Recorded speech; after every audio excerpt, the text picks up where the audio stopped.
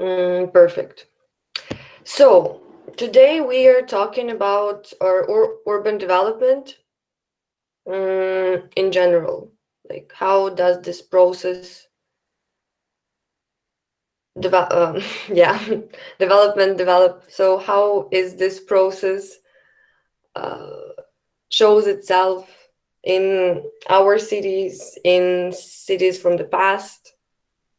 And we're gonna talk about two um, philosophers, sociologists. I mean, the first one is rather a philosopher, the second one is a human geographer. So no one of them is actually a sociologist, but still, as we mentioned, urban studies is a very interdisciplinary sphere. So we're engaging a lot of different authors. The first one is Henri Lefebvre. Not really good with pronouncing French names, but yeah. His surname is read something like Lefebvre, or with these weird French sounds. And he looks at urban, like he one of the first authors who actually started talking about space. And he has a lot of different concepts, but we are going to focus on two concepts, on space as a social construct, and the other concept is basically urban development, like how cities are being developed.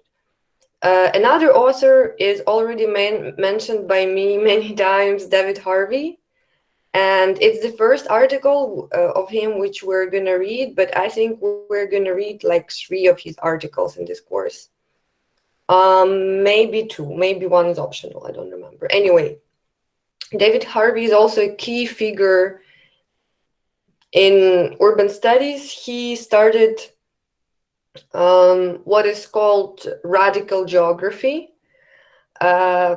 Sounds very strange how geography can be radical, because usually we see geographers as those guys and girls who just draw some maps, but it's not like this. It's way more complicated than this. And I hope after today's lecture it will be more clear what is human geography and how geography can be radical. So Henri Lefebvre, he died quite a long time ago, and his like most active part of his career was after the Second World War. So most of the texts, I mean, he also wrote also in 70s, but now we're going to talk about texts which are from 60s. Okay, and what we have, so as I mentioned, he's French. He has this typical French surname, very widespread in French and Belgium. And not all of his texts were actually translated to English. What we do have in English is a combination of different of his texts from different times, which were chosen by the translators. So the book you have on CMS, which I uploaded to CMS, is not his book. It's a book by, I think, 2 translators who took all of his works and extracted the most important things as they, like, from their point of view. And yeah, one of his book, so that's like not his book, but there is his book which was translated both to English and to Russian. The most popular book, it's called The Production of Space. We're gonna touch upon it like briefly today, but you have this book on CMS in Russian if you want to go into Lefebvre more in deep. So this book, The Production of Space, is basically the main philosophical work in urban studies. But as we are not philosophers, we're going to just briefly touch on it and then look on how Lefebvre sees the history of the city. So we just take a small part of Lefebvre, which is history of contemporary cities, but not the whole big philosophical work of his. Anyway, it's, Lefebvre is like sort of Foucault or Marx. He's a big figure, so we cannot read all of him in one course. We also need to touch upon other authors. Anyways, so what we're going to talk about today is how he perceives urban space. And it is interesting that even in 60s, he was highlighting that usually urban space is perceived as something which could be organized, developed by technicians, specialists, intellectuals, and he was criticizing this process a lot. So basically, even in 60s, there was this conflict that I mentioned before, that there are some sort of technical and physical methods to solve the social problems which we have in the cities. And he says, like, no, this is not how it works, guys. Architects cannot solve social issues if they do not look at the social origins of the city. And he calls his attitude towards urban space as a cavalier attitude.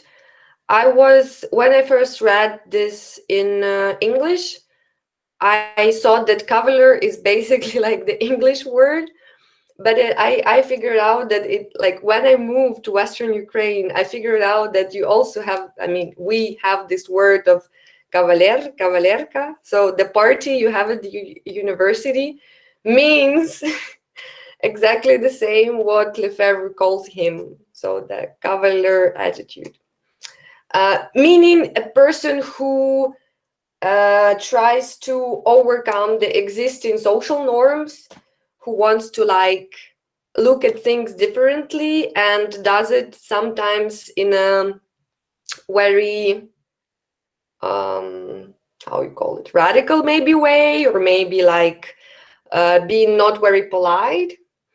Yeah, and why I put here this quote of his where he criticizes urbanism, and that it's fashionable, and that urbanistic questions are being solved by some specific circles. I was really surprised by this quote, because it's sort of the same issues we have now. How many? 60 plus 80, no, 40 plus 20, yeah, 50, 60 years passed. Sorry, I'm really bad with math, as you can see, like horrible. Anyway, yeah, so just to sum up, his approach is quite radical criticism of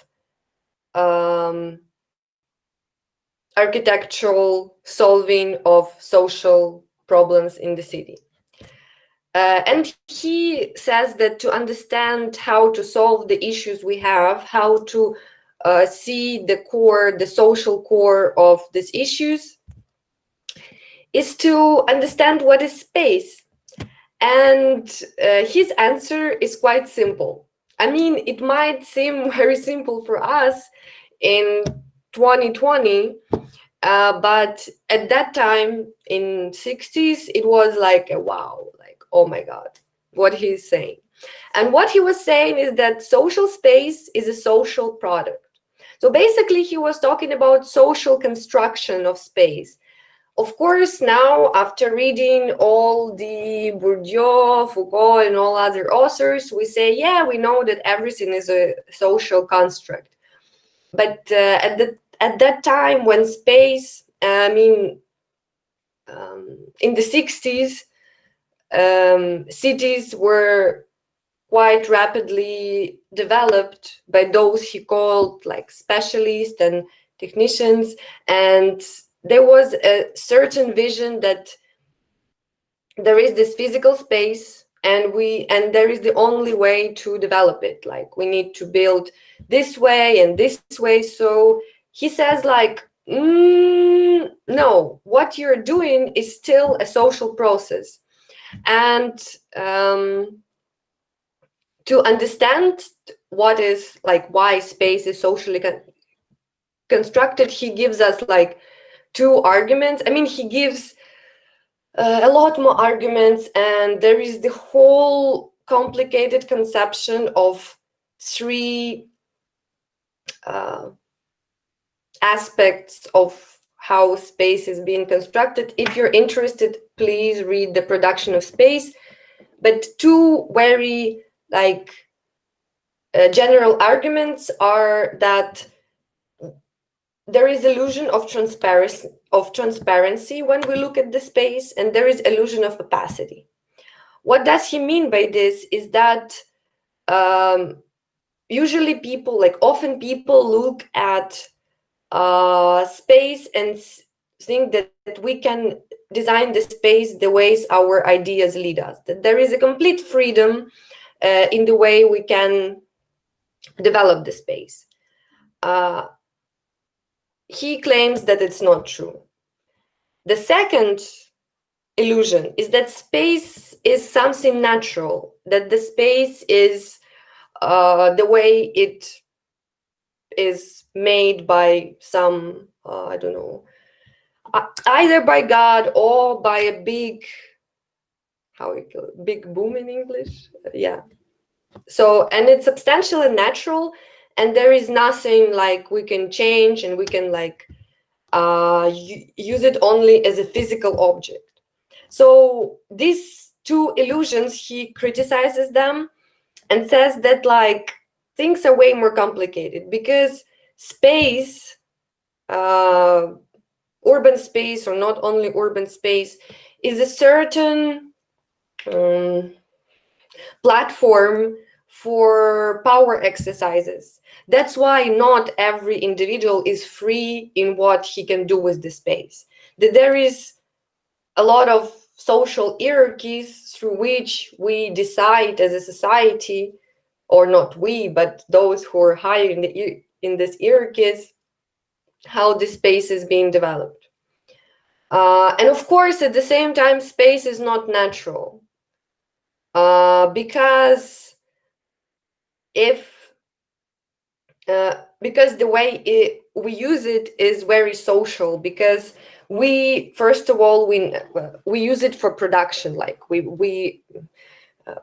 built our factories in this space, we built our housing in this space, we name spaces, we create the whole ideology of that this space is good, this space is bad, I like this, I don't like this. There is architecture, so the aesthetical part of social construction of the space.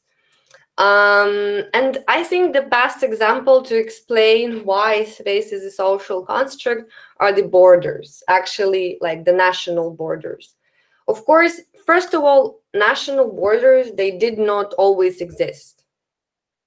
You know, I mean, I'm not going to go into it, but it's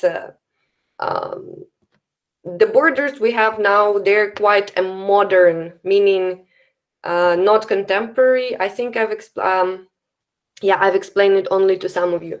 So when not me, but when in English, in sociological, philosophical literature, you see word modern, it's not the same as contemporary, because contemporary is something we have now. Modern is something which concerns modernist era, like modern, whatever, like the era of. So borders between countries is the way we have them now, where we have the map and we can see that with our passport we can be here but not here, is invention of modernist era. But at the same time, physically, okay, we see them on the map, but physically, a lot of borders, you cannot even see them. There is like nothing there. There is no sign, no line. Okay, sometimes they are organized, for example, according to the way the river flows. But a lot of borders, they're not even marked in any way. You can just, I mean, if countries did not exist, you could just like easily go from point A to point B and not even know that there is a border.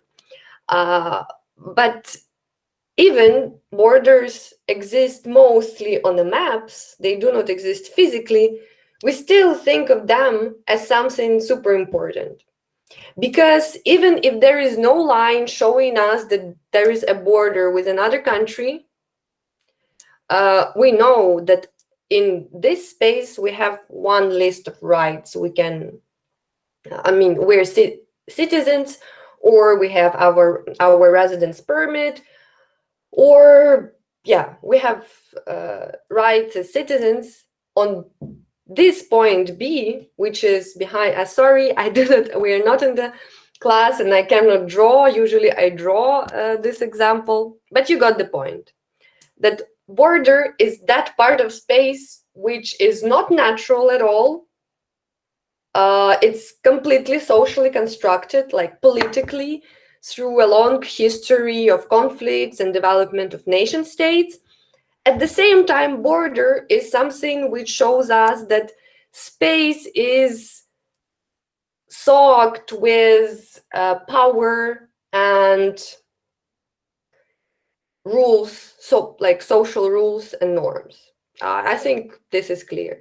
Maybe you could think about more examples of such social construction of space, and I can, yeah. Or maybe you have some questions.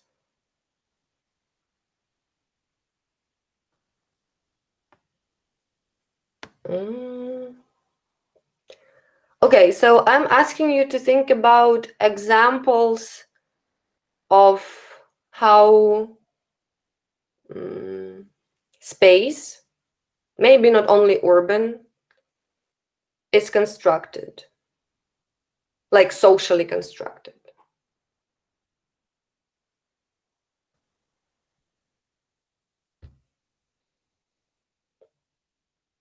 No.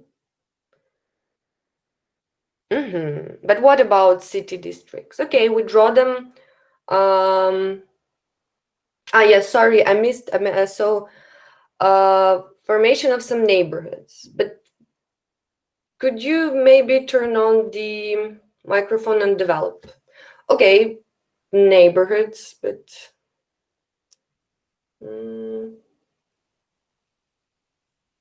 yeah, I mean, all your examples are perfectly fine, but you know, maybe it could be nice if you could develop on them.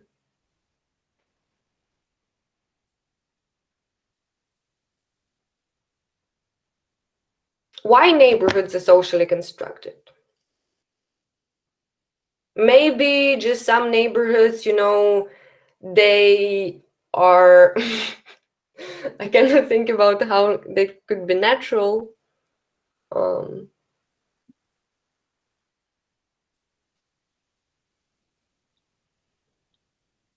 Okay, if you don't want to speak, it's completely fine. I will comment on that. Good morning. I Yeah, just want yeah. to ask, is theaters are an example of this?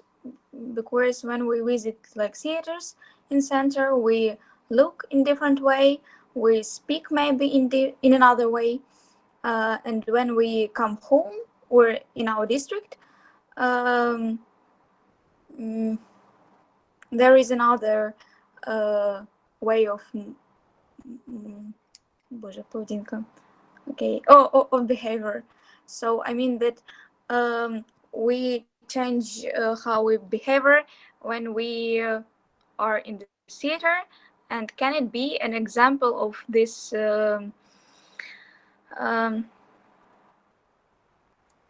space district, space construction. Yes, space construction.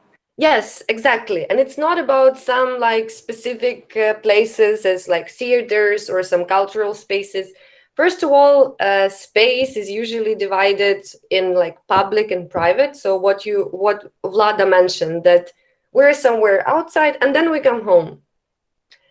Now, of course, it's not like this because often we have to be in public from our home. So, for example, I'm not wearing like a white shirt at home. So I'm putting on some markers of like public appearance. But if not talking about existence of internet in times of Lefebvre, sorry, it's French names disaster. Yeah, so the way we act differently in different places. Like we spend time with our friends, drinking beer in the park is one thing. When we go to the university, it's another thing. When we go to some like cool places, I don't know what is cool for whom, but Vlada's example, like cultural spaces, then we know that, we need to show off. And of course, this is constantly changing because like before, if you were, for example, walking in your pajamas in the park, you might get arrested. Now people do not really care. But this is a like very general division of how different spaces function. What Chloe and Sophia said, this is also this is more concrete examples that in every city we have what could be called bad neighborhoods, good neighborhoods. Of course, this is a yeah, if you can see me, I don't know, but I'm putting this in brackets, like in big brackets, because when we say that some space is bad, we stigmatize it and we do not give this space a chance to develop in a way. So talking about bad neighborhoods, it's also sort of spatial racism, but we're going to talk about stigmatization of some spaces a bit later in this course. But there is certain identities, also internal identities that some neighborhoods have. For example, if you live in the center of the city, you might feel yourself like more cultural, whatever. Or in a lot of cities, there are some places where people who are part of some subculture go, either like music subculture or like hipsters or whatever. The same applies for the economic division. So what Maria mentioned, that of course you have private territories, which the same way as private property in general is socially constructed through some socio-economic relations.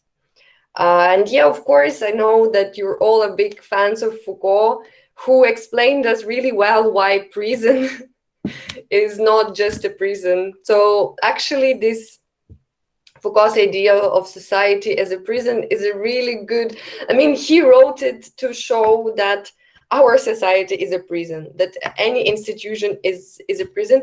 But when we turn Foucault around, we can see that prisons are actually spaces which are being socially constructed, like they're like spaces, first of all, that are being in a way socially constructed. So he uses prison as an example of social processes, but we can say that he also shows that like prison functions according to some invisible social norms that build the power hierarchy. Okay, thanks for your example, and we're gonna talk about, I mean, that's the sort of perspective I offer you to look at the city. There is nothing natural in there, but at the same time, we're not free to, like use the city the way we want, because also maybe what we want is being put on us in a way and constructed collectively. But that's just a perspective. What we're gonna talk, oh my god, I spent so many time on such easy question. Anyway, the next aspect which Lefebvre covers is how urbanization, we all already talked about it a bit, how industrialization and urbanization are connected. So what he means by city and what we in this course, and what usually authors who write about cities mean by city, is the city as we know it, starting from industrialization.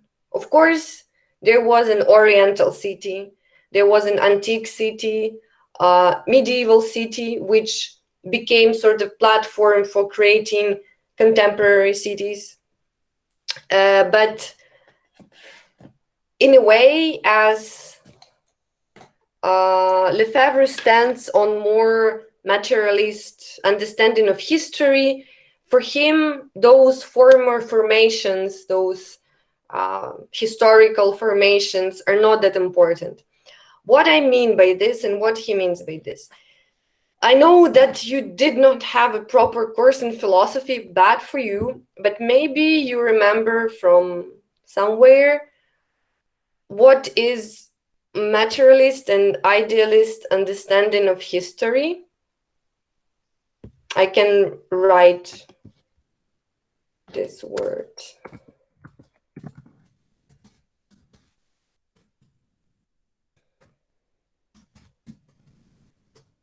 By the way, we talked about materialism and idealism in our course on urban sociology, not urban sociology of education. What this debate is about.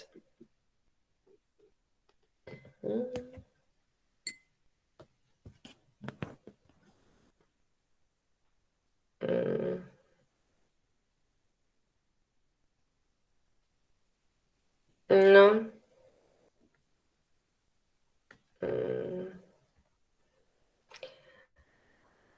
Maybe you can try to guess. I mean, I'm not giving you marks or anything.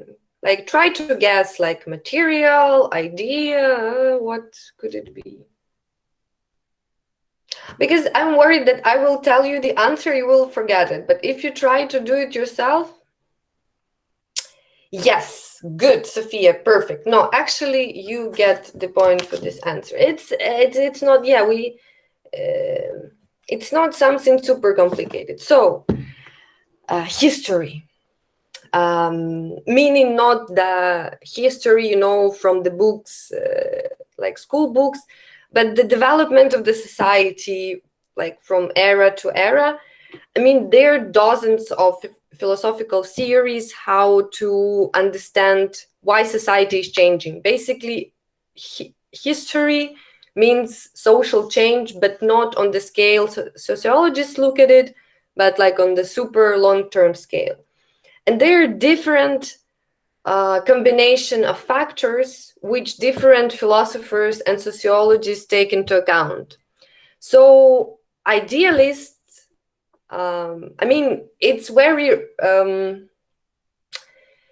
very artificial, it's not artificial, it's a very gross, like very general division between materialist and idealist, but that's how it emerged. So this philosophical debate between either ideas or economic development, like material development, put society into action, is a long-term debate which still sort of goes on. However, thanks God or whoever, it's good that we are not that orthodox now in our visions, and we can, in our analysis, we can combine both. So the typical example of idealist understanding of history is Hegel. You heard, I mean, the Hegel. In English, you say Hegel. Hegel. German names, sorry.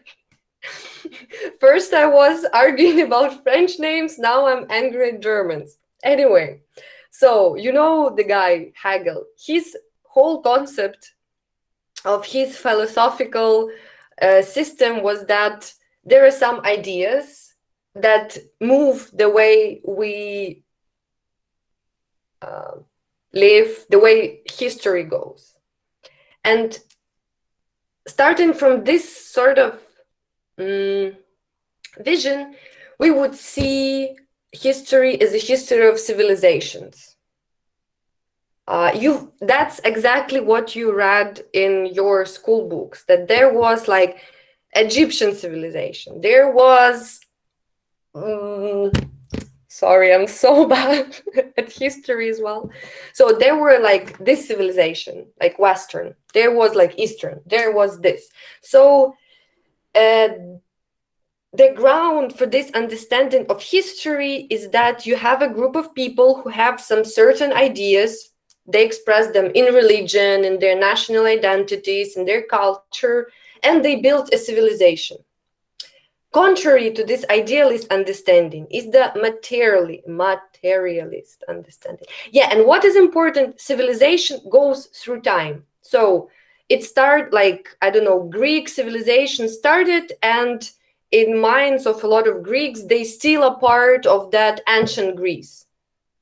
The same works for China or Egypt. So civilization is something which starts and basically never ends. Depends, I mean, it can die, but also there will be some people who will gonna who are going to reborn, no, to get it I forgot my English grammar. So you got what I mean. There are going to be some people that will say, "Oh, we want to restart some civilization." The opposite vision is that we need to divide the history in some eras or formations. It's like formati. You also read it. I mean, that's. Some school textbooks, you know, they stick more to this civilizational approach, and actually the others, they use more the formation approach. It is it is a quite different understanding of how history develops, because it's, first of all, it's this approach started with Marx, who, as you could remember, turned Hegel upside down. So Marx starts this historical materialism. You've heard also this, at least from some old Soviet propaganda posters, that historical materialism is leading us to communism. But a Soviet version of Marxism is, funny. So we're not talking about the Soviet Marxism, we're talking about the academic Marxism. And Marx says that, like, okay, civilization are interesting concept, but we need to look at history the way it develops through economic change, through the way the relationships are constructed between different groups of people. Of course, under capitalism, he's talking about classes, but before you had feudals and peasants, before you had slaves and those who own slaves. Maybe there is a word for it, but you got it. So, and basically this tradition is still there, the same as the first one. For example, Anderson, so Benedict Anderson, please write me what is his main concept. Benedict Anderson, his book. I ask this question every year, and it's sort of test for Yes, thank you so much. Thank you. No, because um, eh, yeah. Yes, so the уявлені спільноти, I'm not sure how it is in English correctly, but yeah, I'm super happy. You know who is Benedict Anderson. Okay, we're on the same wave. Do you see? Anyway, if you don't know who is Benedict Anderson, please at least read Wikipedia. So Anderson sort of continues that logic that the ideology, so the imagination of societies, comes from social and political factors. Of course, Anderson is a good example of combination of how, because he shows that nation, so the idea, we construct the identity, we construct the idea of nation, but at the same time it becomes, so the idea itself is constructed, but he shows how it becomes a material power. So he sort of, in a really nice way, combines the two approaches, but still for him ideas do not come from some unknown sources. They are socially constructed. Okay, I'm gonna stop the speculative teaching of philosophy at this point, because it's way more complicated than I explained it now, but unfortunately I'm also not a philosopher, so my explanations could be a bit simplistic. Anyway, it is important to understand that Lefebvre looks at urban history as at something which is developed as he looks on urban history through materialist glasses. He tries to understand how changing of these formations was constructing different types of cities, and that's why it's important. That's why I've started explaining this whole debate between idealism and materialism, to put Lefebvre in this box of Marxists who talk that we cannot compare medieval city to capitalist city. It's not it's not something which has for him, they're for sure connected, but there was a huge waterline between the two. The same applies for antique city and medieval city, because the core for this classification, like antique, medieval, capitalist, for him is not in some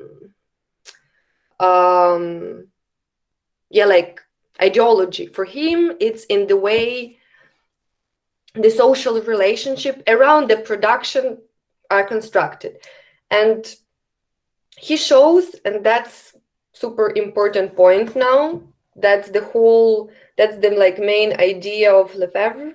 Please pay attention.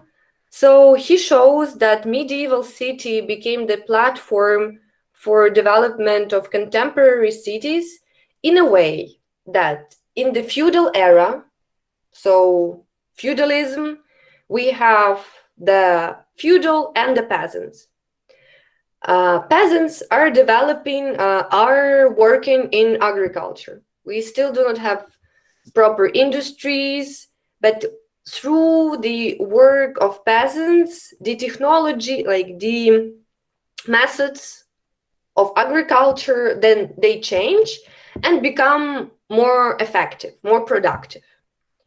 As a result of this, the feudal gets some extra goods. For example, potato. Let's go with potatoes. They still did not exist in our region at that time, but it doesn't matter. So, for example, peasants plant potatoes, and they see that the bug ate them. Next year, they start collecting the bugs and they get more potatoes. So no one is hungry, finally. The next year, they understand that maybe we could use some chemical things to kill the bug from the very beginning. And they get more potatoes. When they get so much potatoes that everyone is like fed with these potatoes, probably they are how you call it? Sorry. Probably they're already the leaders in the whole region. Like, and we're talking about quite a big region because we're talking about agricultural economy, where you need like huge spaces to produce something. But they have a lot of potatoes, but they do not have apples. And if one feudal has extra potatoes, the other feudal has extra apples, what do they need to do? Answer is quite obvious. They need to exchange. That's how, for starting from Marx and for like a lot of theorists from this more materialist tradition, that's how capitalism starts. Agricultural production becomes too effective that you have extra product, extra goods, and you start exchanging them. But that's a story, you've heard about it. The point of Lefebvre is that they need a place to exchange. And what is this place? Where do feudals who are already becoming capitalists, where do they exchange?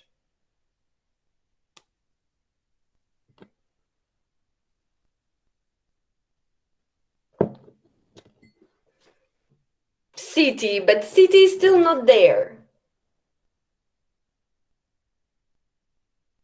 Okay, it's yes. And to add, yeah, but just combine combine your answers. So we're talking about market squares. Площа ринок. Нічого не нагадує. That's why in a lot of cities, Western European cities, I mean European cities, including Lviv, we still have the central square, which is called Market Square, because that's the square which became this space for exchange and basically for in view of Lefebvre of creating capitalism. Of course, it was not like this in every place, but it's a typical story, like it's a very general story of how cities become. So cities existed also in the medieval time, but Lefebvre shows that at that time, basically they were, so before the market starts, cities were absorbing the labor which was not applied in the agriculture. So basically people who could not work for the feudals or were running away from them, they were coming to the cities and they were already engaged in some sort of industrial production. So they have their Kraftwerk,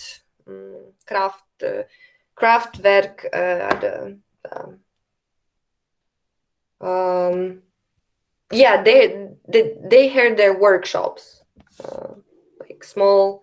They were producing some goods, but the core of this change from medieval city to capitalist city for Lefebvre, and it makes like clear sense for a lot of researchers, including me, that we're talking about the change of the social relations. If before we were producing and exchanging through in a barter way, so you have this, you have that, and the feudal was like repressively taking everything, what we had extra. Now we have a certain relation of exchange where we can accumulate. And that's the core, like that's the main difference of the exchange before and after the market. Because now not the feudal takes your extra money, now you can accumulate it on your own. And where, okay, imagine you are this feudal who had a lot of potatoes, and he got so many potatoes that he started selling. So you came from I'm trying to think about a village in Lviv Oblast, but I cannot. Anyway, so you was a feudal in Halichina, in Halicia. You have too many potatoes. You come to Lviv Market Square, you sell it, you get money, you get more money, and you get more money. Okay, you can reinvest it in your feudal in your feudal farm, but there was not such a thing as like reinvestment or investment at that time, because what you like the wealth was coming from that you were exploiting your, like there was nothing to invest in, because your peasants were your main resource, and you could not make it better only through maybe having more peasants. But that was like the top of the technological development of your company, and you get more money. And how would you spend it? So you have like too much money, you do not know what to do with it. What would you do? What would you spend it for?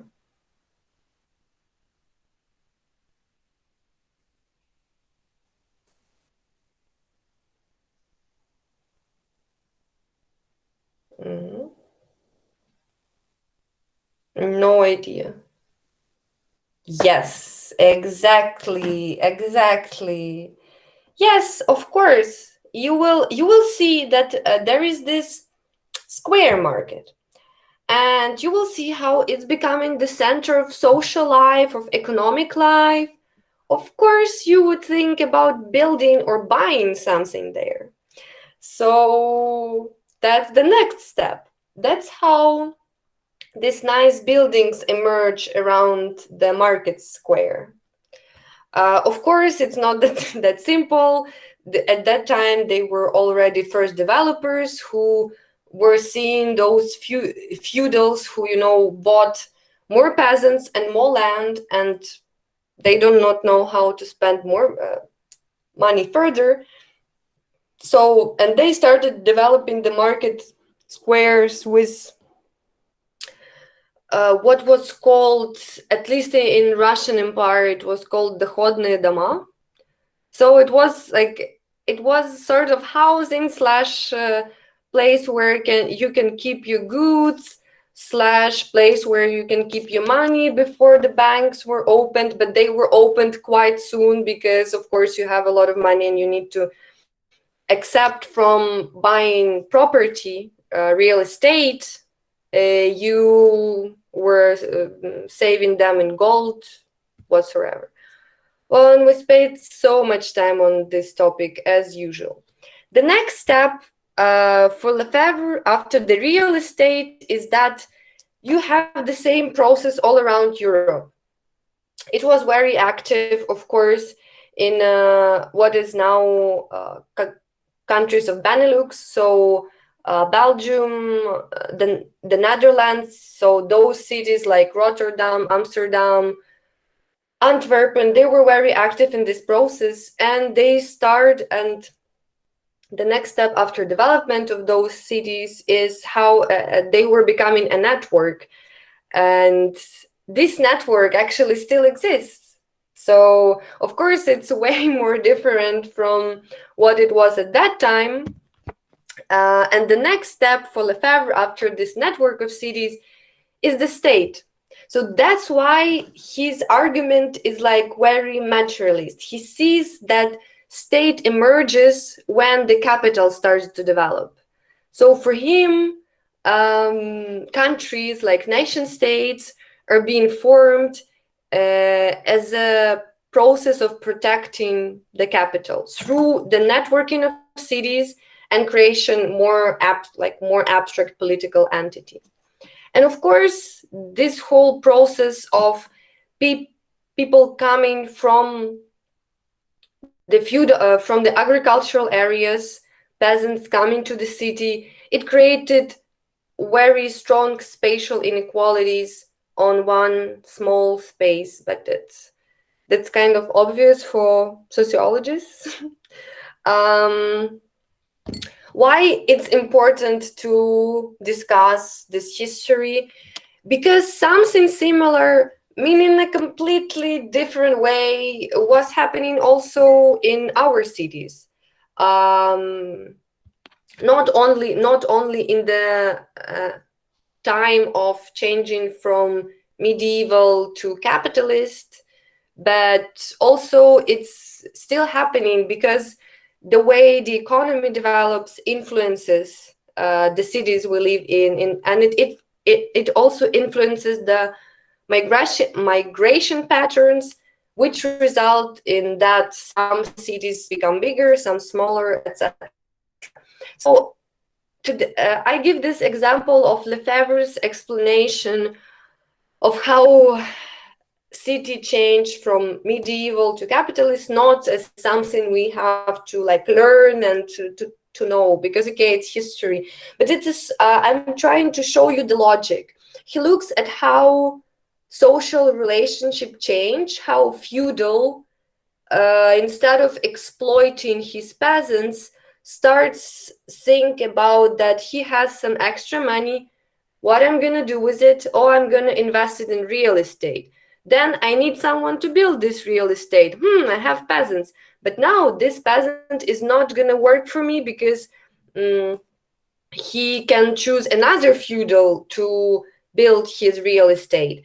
So I will need to pay him. And that's how through this small relationship, which actually happen in some specific spaces, new forms of social relations are being built.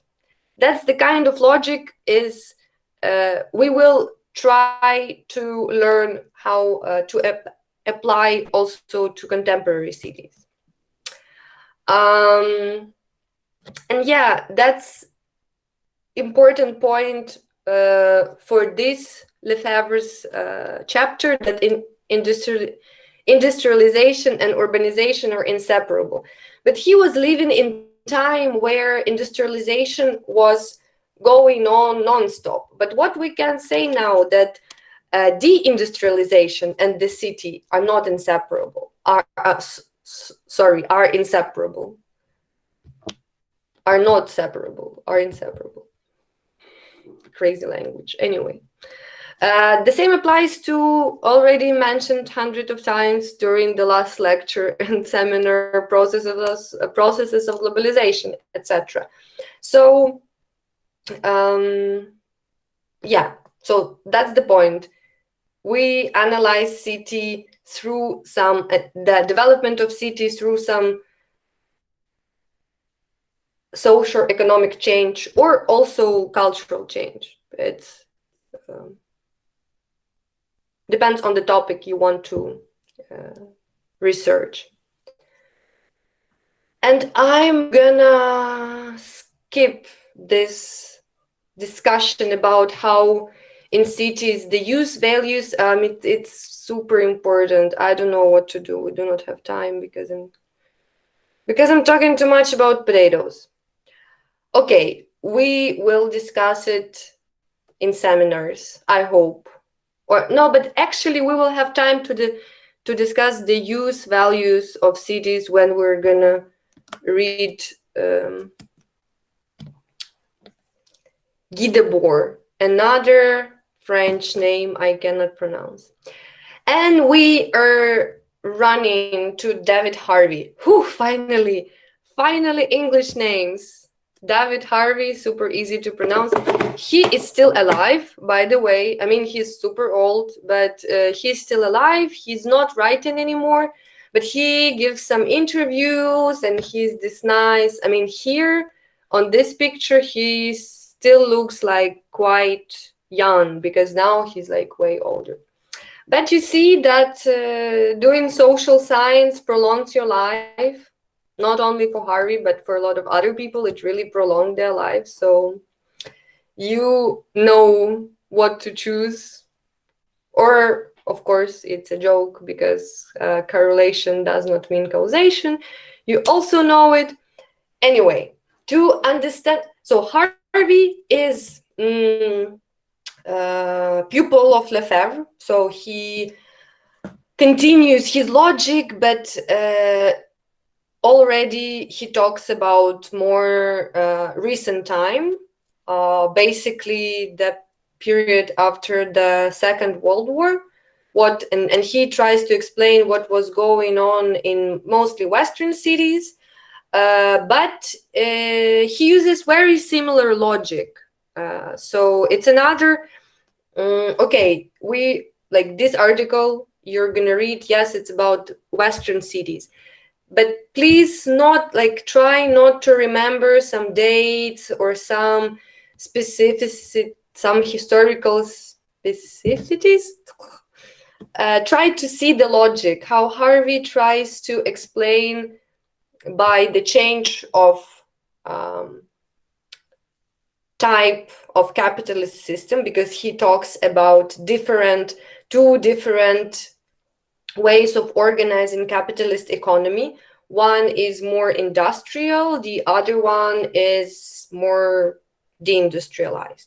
And he tries to see how with this change, the cities change as well. But to understand Harvey, it's important to also step a bit back, and to also look a bit into philosophy. I'm really sorry but because, if we do not understand where the ideas come from, then these ideas for us will be just, some rule. Like it's like me, studying physics. Okay, I can learn the formula, but if I do not understand how this formula was created, I will forget the formula. That's what happened to me in school. That's why I did not become good in quantitative methods. So I don't want this happen to you. So I'm stepping back into philosophy very quickly. To understand Harvey, we need to answer one simple question: how wealth is created. So wealth, so like how money, where do money come from? Very sort of simple question. And also generalizing, very much generalizing, there are two big answers to this question. One is given to us by classical liberalism. That's what you learn in your classes of economics or marketing or whatever. These optics, in their core, they have the idea that the whole economy, the whole market economy is being balanced by supply and demand. You know the idea. The more demand, the more supply, or the other way around. These ideas come from, I don't know why I did not. Oh, I can like write slides. That's really nice. So I can do this. I can write slides straight while I'm presenting. These ideas were conceptualized by Adam Smith, and he's also a very popular concept of invisible hand. And for such a vision, the origins, because such vision says that market as an economic system is just perfect. Like supply, like the demand shows us what kind of supply we need to produce, and that's it. And the origin of malfunctions in this perfect system is the government interventions. So this is how economics usually explained by classical liberal thinkers. If you want to know more, there is like dozens of information uh, about this approach. The opposite approach, but that's also, it's a bit of a mess because basically labor, like the opposite approach is the labor theory of value. But it's also interesting that also Adam Smith supported labor theory of value, though he was saying that like liberal market is just the perfect thing. He was also agreeing with the idea that wealth is being created through accumulation and through exploitation. What this labor theory of value says, and this theory, on one hand, it's usually used in the Marxist tradition, but somehow a lot of liberal economists, they also support it. But it doesn't matter like who in history of economic thought supported or did not support this theory. It's about a different logic of how we can look at the economy. For this theory, the main idea that value and price are something very different. So for the approach of supply and demand, price is something which is being agreed between those who want to buy the product and those who sell it. For example, we have a pencil, and as there are a lot of pencils, I tell, oh, I will pay for this just like one hryvnia. I don't want to pay more because I will go to another guy and buy it cheaper. And through this process of supply and demand, we get the price of this pencil. And for classical,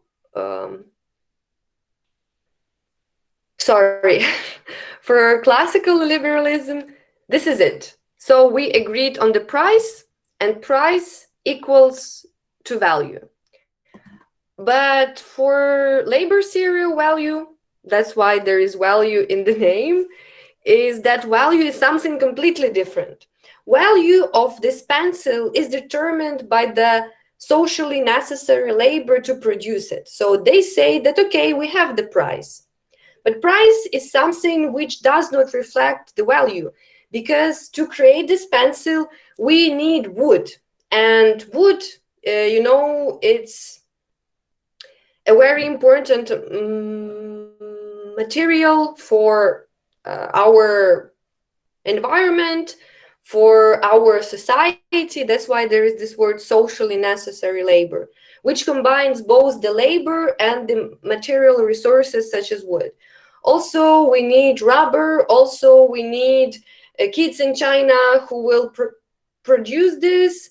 And yeah, okay, this is a German, actually it's a German pencil. Hopefully it was not produced by kids in China for free through the, how you call it, slaver labor. So value is a combination of all the labor and resources which were put in this pencil. And sometimes price and value, they can equal. For example, to produce something very simple, like something could be easily produced, it has a low price. But sometimes something which was produced through a lot of labor and resources has a very low price, meaning that the labor will not get paid enough.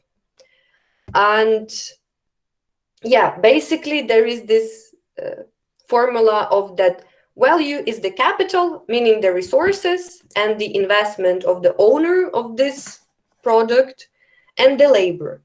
But through this theory, the labor always also, thanks to the supply and demand game, labor is often being exploited, meaning that kids who were, not kids, it's a German pencil, so no one died while it was created.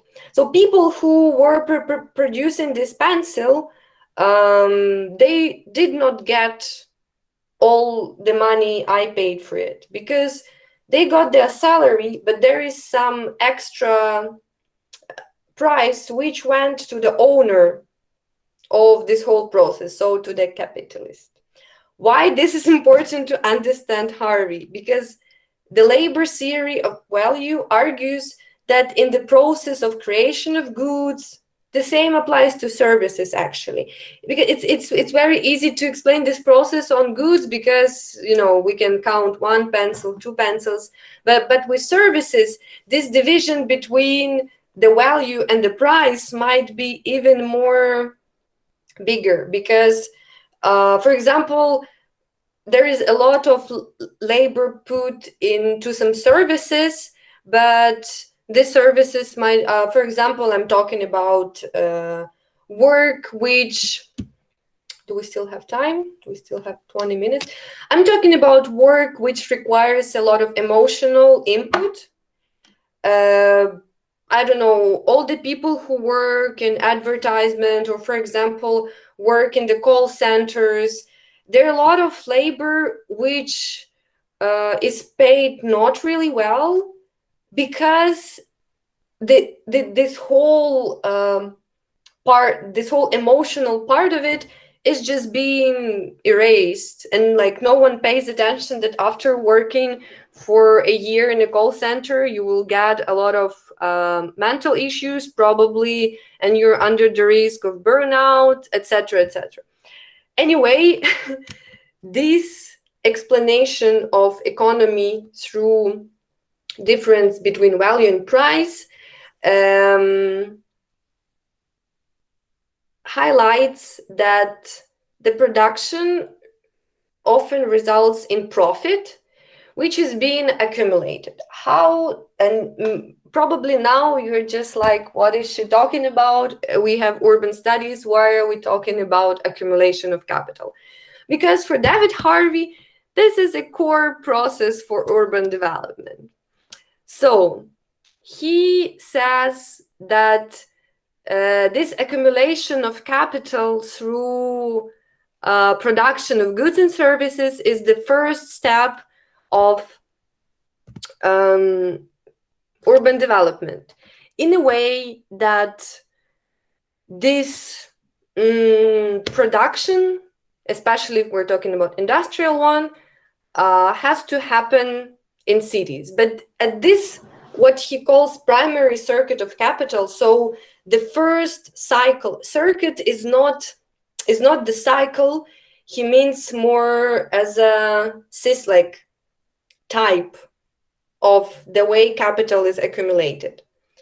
Is the one I just explained to you, that we have a company which produces something. Usually it happens in the city, but that's not the point for this part of explanation. And this company was producing a lot of pencils or whatever other things, got the profit by selling them, and accumulated it. Накопичила. And at this moment, there are like two ways for this accumulated capital to be canalized. Let's come back, because I don't want to like throw a lot of complicated words at you. Let's come back to the example of pencil. So I've produced a lot of pencils. I've sold pencils to each of you. Each of you has a pencil, but my factory still produces the same pencils.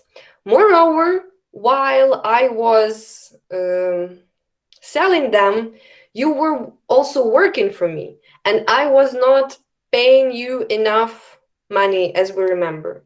So I was accumulating my capital through, on one hand, through selling you the pencils, but at the same time through not paying you enough salary. And at some point in history, we will come to the point that I will have too much capital and too much pencils, and you will not be able to, first of all, you will not need the pencils, but it's not the point. The point is that I will exploit you that much that you will not have money to buy my pencils. And this point in history is called crisis either of overproduction or of underconsumption. Maybe you've heard these words before, but what we are talking about is that point when I'm like that feudal. I maybe, of course, I can start producing pants, and maybe I can actually, to overcome this crisis, the most obvious decision is to raise your salary, of course. But we're not talking about one single company. We're talking about, and we're not talking about like one company which sells its goods to the same people who work at it. Of course, we're talking about way more complicated system where this gap between those who produce and accumulate and those who actually work and buy becomes so wide that we cannot anymore buy what we're producing. And of course, it would make perfect sense to just raise the salary or redistribute the wealth in some other way. But as we are talking about complicated system with big companies, small companies, very small companies, very, very big companies, if one company chooses to raise the salary, then it will lose in the competition with other companies. So it's not, on one hand, you're in the crisis of that you have this money, you have the accumulated capital, but you cannot circle it. You cannot go on with the cycle of investment, profit, and okay, we're coming to the urban issues. Wait. And you do not want to raise your salary. Also, as usual, you don't want to pay taxes, but it's a separate story. And what you decide to do with this accumulated money is invested into the real estate. And that's basically the main idea of Harvey, that he says that contemporary cities are being developed, and he pays attention to like rapid episodes of development as a way to overcome this crisis of overproduction or underconsumption. There are these examples of this trend in China, which China itself is like one big capitalist who often does not know how to spend their money. And what do? They build whole new cities, but then it comes to a new crisis, and we're also coming quickly to the new crisis, that this investment in built environment does not give us needed results. Like, people cannot buy it. If we give it to them for free, then we will lose what we invested. And it's sort of, so that's why Harvey calls this step out of the crisis. He calls it spatial fix. So he says that in order for the capitalist not to lose his capital, he cannot invest it in the productive economy. So he fixes it in the space. He gives it secure, it's a way of like parking money. Okay, it's not profitable, but at least I'm not going to lose them. But at the same time, this spatial fix create another crisis, that you have this property, you expect people to rent it or buy it. It also happens to up to a certain point in the history.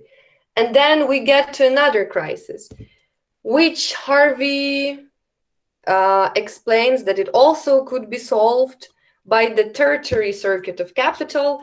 And by this, he means what has happened in many countries, but Eastern Europe is not a case, where the state comes in. And the state does what every single company cannot do. The state comes and says, okay, guys, you over accumulated. Now you have to pay taxes. So we redistribute them to the people who work for you, and they will be able to buy your goods.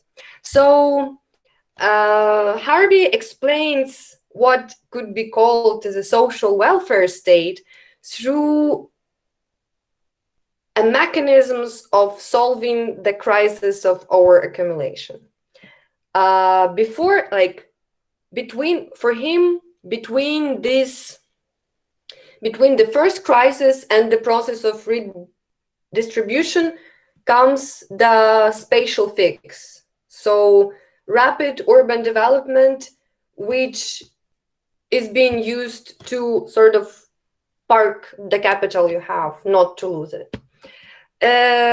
It seems like a complicated explanation of what happened in Western European cities after the Second World War, but it's sort of a logical, basically through this theory, he explains the history of post-World War II development of Western European cities. It's been quite different for Soviet cities and for post-Soviet cities. But in the next class, I will try, during the seminars, I will try to show you that there are also these dependencies of how in 90s, for example, all the industry were being privatized. So we were still in the primary circuit of capital, where real estate was not important for the economy at all. People were living, people were privatizing their housing, which they got from the Soviet state, but housing itself was not a commodity. It was more a place to live. At that time, in 90s, the main idea was about to get some piece of the factory, and that was like this mass privatization, which constructed those financial industrial groups we have now in Ukraine. But sooner, when this whole mass privatization ended, at some point, housing and real estate becomes a thing. It actually happens in 2000s, because you can talk about, if you do not believe me, you can talk about this with your parents, that before 2000s, Ukrainian cities were not developed that much. We did not see any shopping malls, any huge residence complexes. Also, people were not moving to big cities that much. But in in 2000s, we experienced something similar to what Harvey explains to us, that the oligarchs, they accumulated, so they privatized the industries, and they started thinking, okay, I have this money, what I have to do? Perfect. I will put my mayor in place, and he will let me to build this ugly, not all of them, but architecture, honestly, like the worst thing which ever happened in our region in architectural terms, in my opinion, are 2000s, because that was the time when people were trying to fake this like historical buildings. And okay, we will talk about this. We're running out. We have 6 minutes left. Anyway, we're going to talk about these circuits of capital and these different regimes during the seminar. I'm not going to discuss with you Harvey further about his crises.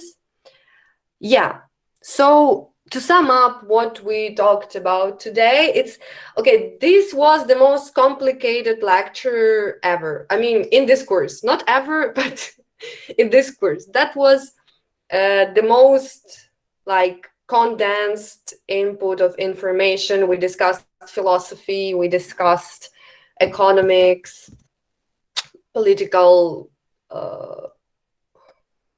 sorry, I'm a bit exhausted. How you call it? Political economy.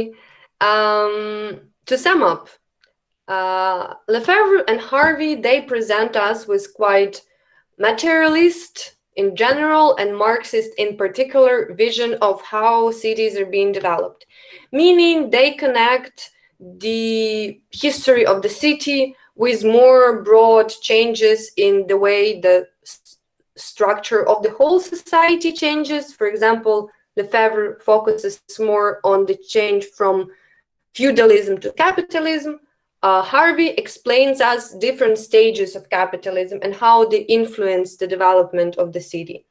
Of course, this is just one perspective on how we could approach the city. It's quite, how you call it? I mean, often Marxism is being criticized for economic determination, but Lefebvre and Harvey are, I mean, they're not like orthodox Marxists. They, of course, look a lot at the social factors.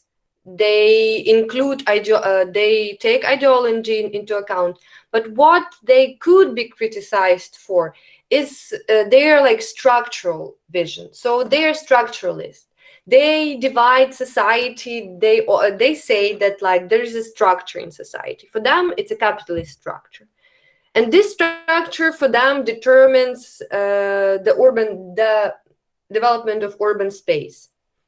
This explanation, you know, has a right to be, but at the same time, we need not only to look at development of the city from a bird view. Like we cannot just say, okay, there is like structure and this like structure explains us everything.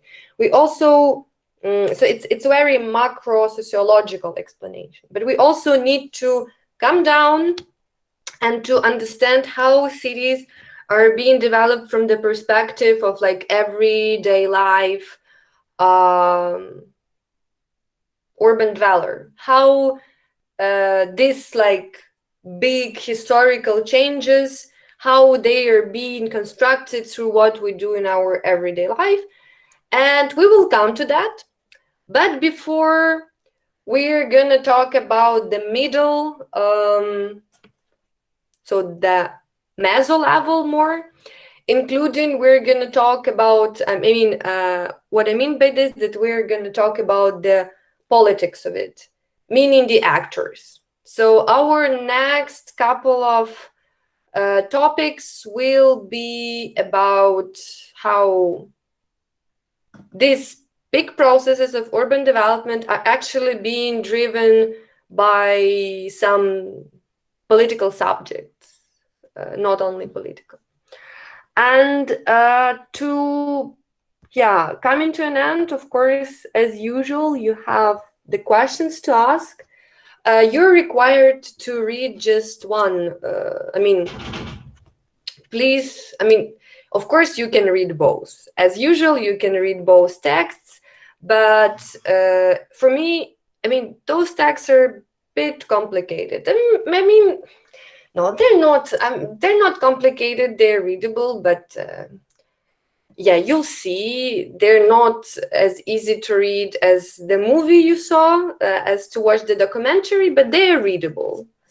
Like it's certainly easier than to read Baudrillard or some kind of text you cannot read without vodka. You can read them without vodka, believe me, it's possible. So, but please read one, but take it like seriously. Because in this question I've listed you, there is some aspect, but to discuss this text, I need to have at least several people in the group who read them from point A to point B. Yeah. Okay, and I have, so, do you have questions concerning the plan? Yes, that's why, that's what I wanted to discuss with you. Could we move the seminar to Friday? I mean, is this,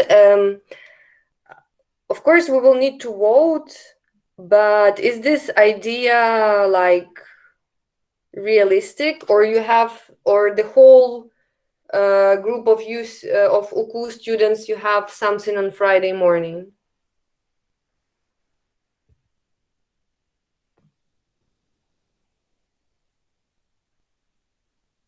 2 days. Okay, I will stop recording because we're gonna discuss our organizational issues, but I don't know how to do it. You are presenting. Stop presenting. Okay, my question. Holiday. Ah, yes, we have a holiday. No, I mean,